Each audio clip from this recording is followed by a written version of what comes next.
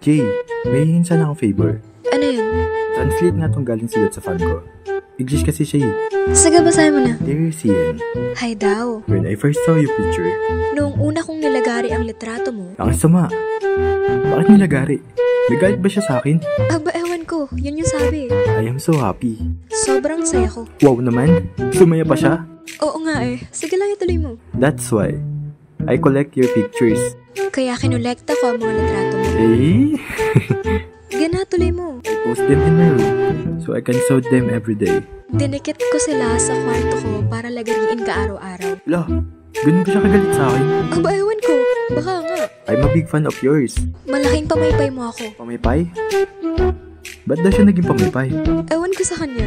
Basta yun yung sabi niya. Sige na, tuloy mo na. Because you're so hot and cool at the same time. Dahil mainit at malamig ka sa parehong oras. Wala, paano nangyari yun?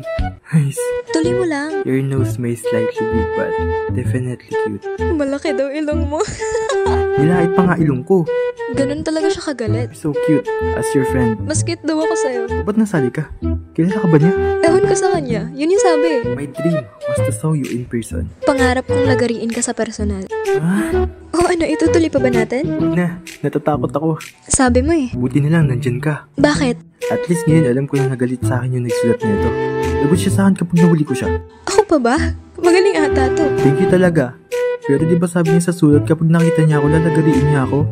Hindi ko na lang pala siya huliin, baka mapano pa ako. Huwag ka mag-alala, nandito ko. Promise? Promise!